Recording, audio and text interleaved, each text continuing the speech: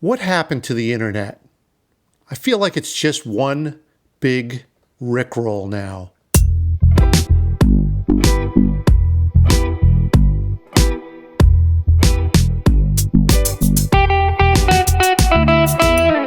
Hi, my name is Michael Bosey. Welcome to my podcast. Thanks for joining me today. I had a good response to the last episode, which was kind of a rant, and I want to get started with this new series that I'm working on, but I kind of have another rant, and this one is about the internet and what's happened to it recently. I feel like now it's really just one big Rickroll, and if you don't know what a Rickroll is, well, let me Rickroll you in the show notes. I left a link there so you can experience it for yourself, or you can skip to the last 10 seconds of this episode after the music plays, and I'll define it for you. But remember the promise of the internet, right? Way back in the day, it was this sort of techno utopia. Connect with anyone, anytime, create good stuff, publish it, build a following. All these things that promised connection. But now it just seems like it's this cheap, lowest common denominator, race to the bottom, these tactics that, as I complain about often in this podcast, that are pushy, aggressive, and needlessly so. And I feel like we might just be at the bottom now, because on every single site, it seems that you click on the link, you want to read the article, whatever content is there that interested you in the title, you click through, and what do you get? Immediately, a pop-up ad. I mean, immediately, right before you've even read the goddamn article. Or you get a welcome mat, what's called a welcome mat in the marketing world, something that slides down or up or whatever and covers the entire content until you somehow find the opt-out. Or just the things that happen where it blocks the view of the article, or the things that blur the article and don't allow you to see this, or this site uses cookies notice. Look, I haven't even gotten the chance to read your article. Why are you asking me to subscribe or take an action? I haven't even experienced what you have to offer yet. Why do you think that I owe you that trust? I don't. Or when you decide to leave and you start to move away from the site or click up to the back button or whatever, and you get what's called an exit intent pop-up, again in marketing speak. Which says, oh, hey, don't go. Did you get a chance to subscribe to our list or to do something else that you didn't want to do in the first place? And of course, look, these things are used to, quote unquote, convert more visitors. To me, it converts, but it's converting them into people who think you're aggressive and pushy and won't ever do business with you. Congratulations. Or how about you go to a site and it starts auto-playing videos, especially with the sound on. Tell me, how is that not a Rickroll? I mean, that's the very definition of a Rickroll, right? You were expecting to get some piece of content and instead you get something else that you didn't want. Now look, it's not just the web too, right? It's social as well. How many times do you follow someone on Twitter and you immediately get back a robot who sends you a direct message that says, hey, thanks for following, Michael. Please check out and like my Facebook page, or please buy my shit, or click on my link, or read my book, or do whatever. Again, something that I wasn't thinking that I was going to be getting from you, yet here you are. We get this in email too, right? How many times do you get put on someone's list and you get spam and surprise? In effect, you've been Rickrolled.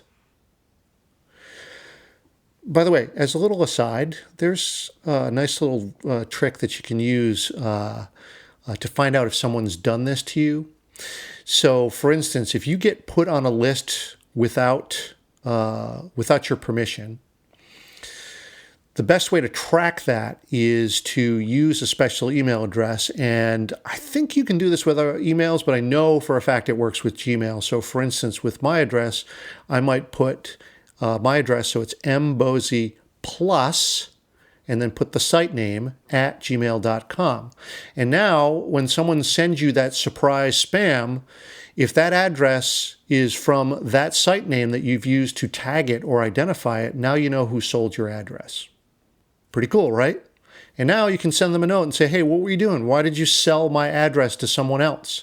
That wasn't cool. That wasn't what we agreed to. Or was it, buried in some fine print somewhere that I did agree to just by, visiting your site or getting cookied or whatever? Not cool. This type of behavior needs to be stamped out. Now, there's one case where I don't mind it so much, and that is on sites like Medium, New York Times, Boston Globe does it too, where they'll allow you to see the article, but they might put a footer or at the top of the page a little banner that says, hey, glad that you're enjoying this article. This is one of 5 free articles you get, or 3 free articles, or whatever. I think that's fine. And then, of course, the assumption there is if you've reached your monthly limit or whatever, then you might have to pay for it. But the reason I don't mind this is because it's a little softer. One, it's not blocking the whole article. It's allowing you to experience it. It's giving them a chance to say, hey, let's prove our worth to you.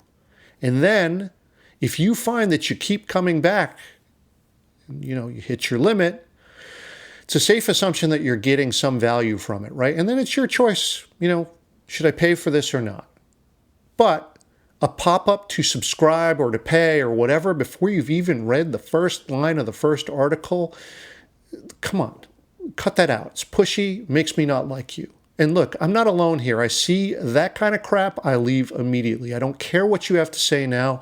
And I want to make sure that you get that fast bounce rate while Google's there watching me leave. Show up, leave immediately. You know what that says to Google? That your site sucks. Listen, this is the only way we're going to stop this type of behavior. Join in with me and pledge to do the very same thing to any site that is playing this kind of Rickroll garbage. Leave immediately. Google's watching, and it's the only vote that we get. Getting attention is easy if you yell loud enough. I don't care about getting attention. I care about keeping it. That's way harder and way more valuable. And that's what I talk about all the time. And this what this whole podcast is about, soft touch marketing. I don't need to go through this whole thing and sell myself on this. If you're a longtime listener, you understand that. If you're new to it, I got tons of stuff to help with selling and marketing in a different way that's a lot more ethical and respectful to your customers. I left links for you in the show notes, so you can follow up on that if you like. Whole series on new marketing and sales and how this is done. And guess what? None of it is about rickrolling your visitors. All right. Again, thank you for sticking with me through a rant. Next episode, I promise I'll get started on the series that I intended to start, which is about leveling up your content marketing efforts. And I hope that you will join me then. All right. Thanks again, everyone. I really appreciate you.